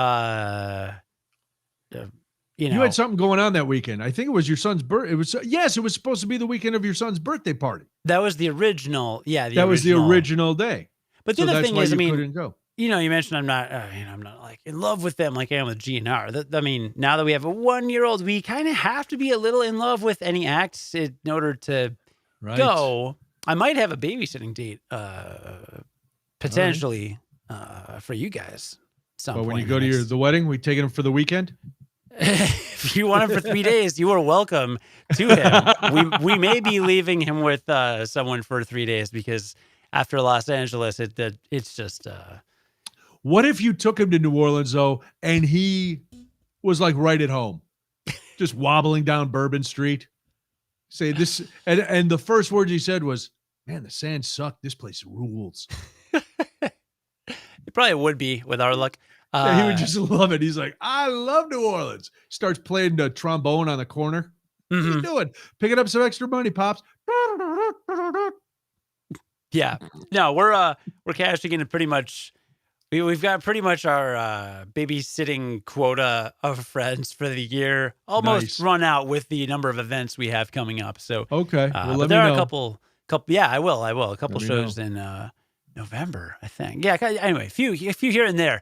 We're working through, but yeah, it's just we can't just $20 for Kiss. Oh, let's just go. Yeah, it's not. Yeah, like no. Anymore. I know. I understand. I remember. Now I can do whatever I want. Because I'm an empty nester. You know what though? I gotta be honest. I know I want to keep things positive, but after flying to Los Angeles and being in Los Angeles for 4 days, dude, like I'm very out of touch right now. I'm out of touch. That's like half of the theme of the show. You're always out of touch. Yeah. Well, our realities vary. Right. But even you, now that you're going in and teaching, you go in and teach and you wear a mask all day, right? All day. Right. No, I had been isolated and insulated from that because there are days at a time I don't leave my house. Nice. Most of the time. I do social things, but I don't really go out much. Sure, you go to the periodontist. Yeah, exactly. That's about it. Sure. Yeah, I'll wear my mask a couple hours at a time. But wearing the mask in the airport at O'Hare, wearing it the whole plane ride, except for when COVID actually doesn't exist when they serve snacks. I've heard that. Yeah. If you just eat the entire flight, you never have to put your mask on. Yeah, it's very weird. If you're just a horrible glutton. It's very strange. Hand a little Dasani water and you take a sip and you're just like, oh man, there's no virus anymore. It's so strange. But then you got to put it back on because it comes back after you finish the water. Sure. Well, the virus is nothing if not, very cordial and mannerly. True. But yeah, after that, and then, at Universal Studios, even outside, we had to wear them the whole time. Yeah, it's California. Yeah. California's hardcore about it. It's a land of fruits and nuts. There's a lot of nuts out there, let me tell you that. Yeah. But in there too, weirdly though, if you're sitting down and you're eating, it goes away. It's very strange. Yeah, well, that's everywhere. Everywhere you go, if you're eating, doesn't matter. Sure.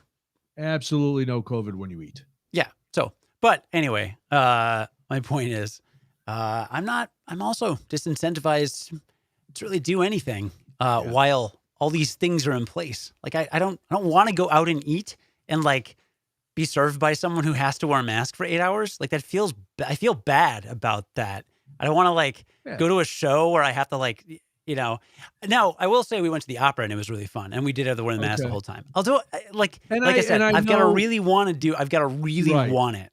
Well, now you really have to, because there's all that, and then there's the babysitter, and the babysitter, plain and simple, it adds a level of another financial level to an outing. It's like, because babysitters aren't cheap. What do you pay, like $1.50 an hour? Well, I'm not going to pay you, so. Well, no, I know that. But I'm going to make him do work. I'm actually going to teach him all. It'll be like I have a parrot. I'm going to teach him all sorts of horrible things to say when he goes home. Oh boy. Oh boy. What I am going to teach him is how to get a beer, how to open a beer. Oh. He doesn't have to open it. He can just get it for me. We just got back from the grocery store and he's in the cart and we had a couple bottles of wine behind him. He turned his whole body around. He just put his mouth over the bottle. Like, Yeah, you might want to keep that kid away from New Orleans. He's got the gene. He's ready to go. He does. Yeah. He's ready to go. That's going to be excellent. You know what tomorrow is? Is tomorrow your anniversary? Yeah, it is. I knew it was. I kept thinking it was October 10th. But it's the 20th. Close, 10/20, 10/10. Yes. Okay. So it was 20th. And I remember when you said, I'm going to get married outside on October 20th. And I said, man, you are high on smack. Turns out the weather tomorrow is going to be probably very close to what the weather was on your wedding day. Really? It's going to, until late in the afternoon or early evening, it's going to start to rain, but it's going to be in the 70s. It's going to be 70, 72 during the day. Nuts. So happy anniversary. This is 3 years? 4 years already? I know. Holy mazzoli. Well, the last one doesn't really count. Why not? Because COVID? Lockdown. Okay, so you're not counting that? I would count that double. I guess we probably should because there's a baby involved too, right? Well, yeah, and you got to count it double because you were never apart. So that counts for more than 1 year. Yeah, that's fair. Wow, happy anniversary. Well, thank you. Look how far you've come in 4 short years. Have I done anything? Well, you got some artwork. I had a baby in a house, I guess. You have a baby and a house and a wife and a still job. Got that. Yeah, that's all. A car. Yeah, wow. Yeah, you've become a suburban dad in 4 years. Vaccinated against a deadly virus. Vaccinated, yeah. Oh, I gotta get my flu shot. Oh, God. Periodontal work. How have I not gotten my flu shot yet? Yes, I've done a lot. It's very nice. So, yes. Well, thank you. And I'm pass that. I know we're listen. You might not want to pass along good wishes, but please pass along my happy anniversary wishes to your wife. I take every year that you're married as a source of pride, as the officiant of your wedding. It does my heart good to know that it's stuck. As it should. Yes. So what were you going to say about the flu shot or something? I gotta get my flu shot. And speaking of signing up for things, yes, have you entered the raffle for Prop Day yet? I was looking at it right before. I forgot that I didn't have my wallet up here as I was going through the thing, so I can't sign up I can't pay the thing, but I'm going to do it. All right. I'm going to hound you every day because, all right, so Goose Island just announced that you can enter their lottery to get a ticket to Prop Day this year, where you get to buy Bourbon County Stout a week before it's released. Last year, yep. Last year, in my infinite wisdom, I idiotically forgot to enter the raffle entirely. Well, I guess I had a 1-month-old, so I was a little distracted. Yes. But I forgot to enter. So today I realized that they were open for entries, and I texted Brian about 7 times telling him to enter. So you got to do it. And then you got to get your wife to enter under her name because you get 1 entry per person. And then that way you get 2 shots. I'm afraid to tell her because she's going to go, you didn't drink all the stuff from last year. Well, that's because we haven't hung out yet. It's a collector's item. I have a couple of days in the calendar in the next month and a half. All right, good. I'm going to pick one, and we'll actually finally do this stout thing that we've been talking about for a year. Yes, please, let's. And I have one of those bushel of apples, phase 3 Affy-Tapple beers for you, which are phenomenal. Yes. And we may have somebody on in the next week or so to talk about FOBAB, the Festival of Barrel-Aged Beer, which is coming up in November. but it is a weekend when you are out of town and I actually have a stand-up gig. But I see that they're also having a Friday night session. So I may be able to talk to our people and maybe I'll go on Friday. Nice. We'll see. So we're working on all of that here. All right. As we get ready to say goodbye, let me give you this piece of news that I have not shared. I don't think I've shared with you. Guess where I'll be Friday night from 7:30 to 8:30? Australia? No, I wish. I don't know. Think of the last place you would expect me to be on a Friday night. WGN Radio. That is absolutely correct. I am going to be on Dave Plyer's show on Friday night. This is how strange things are. So, Roger is retiring. Roger, we're going to reach out to have you on after you retire so that you can actually spill the beans, because then you don't have to be politically correct. So Roger is listening now. So we will have Roger on hopefully the Tuesday after he retires. I have not reached out to him about that because I'm very last minute. But anyway, so Dave Plyer calls me and he says, "Hey, do you want to come on the show?" And I love Dave. And I'm like, why? Oh, Roger's retiring. I said, yes, I know that. So we're going to do a little thing. I'm like, okay, that'd be great. I said, are you sure you're not going to get in trouble having me on? Because we were not sent packing. We just disappeared. They just stopped. They just forgot that we existed. And Dave says, "Oh no, I asked. They said you could be on any time." I'm like, "Oh, really? Okay." I guess there's that doesn't go for everybody who used to work there, I guess. But I'm still in good standing. I am going to take my card and see if it still gets me in the building. Dude, I've been so curious about that. I still have my card. I'll tell you Saturday. Yeah. Yeah. So I'm going to see if I can, I'm going to go in. I'm going in. Well, that will be a blast from the past. You cleaned out your locker, right? You did that on like a weekend, right? I think I left like some pens and maybe some old dry erase markers in there. Yeah. But yeah, most of it's cleaned out. Wow. There might have been some glucose, those rapid. You got those for me. You picked those up. Did I bring those for you? So yeah, there wasn't anything. It'll be interesting to see if it's still there with my name on it. I think I remember where the studios are. Wow. So yeah, it's going to be, it'll be fun. It'll be fun to see Dave, his producer, Tom Hush. I really like. Yeah. Roger, I can tolerate. So, this is the thing. Dave is like, Dave doesn't know that we built our on-air camaraderie, the three of us, basically busting Roger's nuts nonstop. He deserved 98% of it. 2% was just for show. And he brought a lot of it on himself. So I don't know if Plyer knows what he's in for on Friday. Because really, what do I have to lose? You have no, that's true. Oh man, this is going to be unhinged. Because the show we did when we had something to lose. Oh my God. So I don't know. It's going to be fun. So I'll put it up I'll remind everybody on Facebook. And then, I'm sure, I don't know if Dave will podcast it.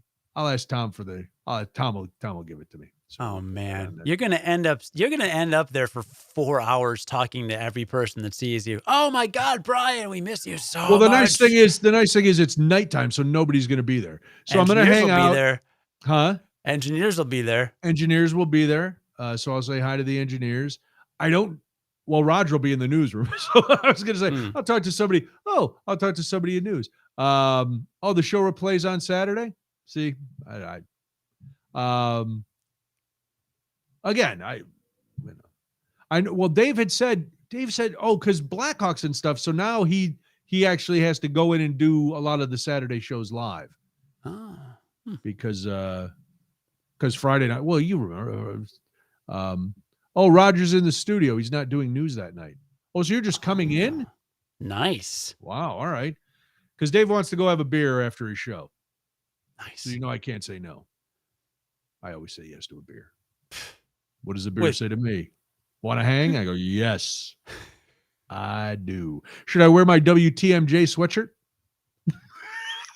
No, that's a D move. I could wear my WGN one that we got at Christmas last year. Do that. What are your WGN one? Be a team player. Who knows? Listen, they were very nice last year and gave us those the quarter zip things and the Yeti coffee mug. I use that Yeti coffee mug every day. It's fantastic. Coffee stays hot all day. Fantastic. I'm grateful every time I take a sip out of it. So, all right. So that's what's coming up Friday. My VPN wants my attention if I lose. All right. Well, lose connection. We had there he goes. We had decided that we were going to try to keep things short, but again, we had a lot to say. We had a lot to cover. I'm glad your face is better. I hope the top of your mouth gets better quickly and that you are no longer in agonizing pain. Thank you. I would also like that. I mean, I'm not taking painkillers anymore. I'm more or less fine, but all right. I'd like him to take out whatever stitches or whatever they got going in there, and I'm not allowed to chew with the left side of my mouth. Oh, okay. So all I've been, literally the first 3 days was liquid diet. I packed up on Slim Fast because I remember at one point in my adult life, I realized how many nutrients were in Slim Fast, and it was like a quick and easy kind of like a meal replacement. And so I would just like pound a Slim Fast. So I went through probably 40 Slim Fasts this week. Oh my God. You can get coffee flavored ones with like as much caffeine as a cup of coffee. So, cause I couldn't drink anything hot or cold either. So I had to drink them at room temperature. No, it was hellish. Okay. So I literally, it was only Slim Fast. And then after like 4 days, soup, and then macaroni and cheese. I've had macaroni and cheese like 4 times. My wife is a saint. I don't know how she's been, because she's been preparing almost every meal. She's somehow taking care of me, my debilitated self. And like, she didn't, neither of us anticipated this type of like, this scale of recovery. So she just rolled with it, and she's just amazing human being that I'm very grateful for. So, but yeah, what do we have tonight? So that being said, pulled pork tonight. Pulled pork? Well, that's soft. What are you doing for your anniversary? Nothing. Absolutely nothing. That sounds right. Yeah, after all she's done for your mouth, that's good. We're so overbooked. She was just like, we've been asking each other every day what the other person wants for our anniversary. So to do this like an hour ago, she was like, so what do you want for your anniversary? It's just like, why don't we just play it? I'm going to make her breakfast tomorrow. I'm going to make a quiche. I have a recipe. And tomorrow we'll play a game together or watch a movie or something, and it'll just be cute, low-key night in. Very nice. Yeah. Well, good. Oh, Marta says I should take the nameplate from behind, and that's from the old studio window, and just wear it around my neck. They won't listen.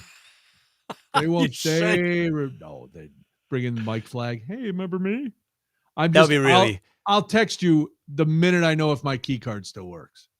Yeah, please. It's going to be really embarrassing if I have to walk back to security and go, could you call upstairs for me? That's how I'll say it too. Could you call upstairs for me? And they go, why? Because I don't work here anymore. Just hope that you're on the list. What if I'm not?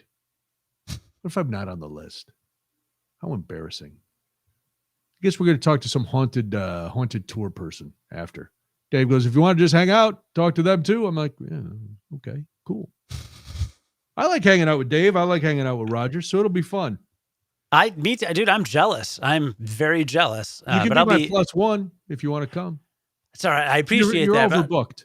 Well, I'll see you all in a few. Well, I'm out of town this weekend, but I'll see you all in December. Day. I think he's got a little shindig. Yeah.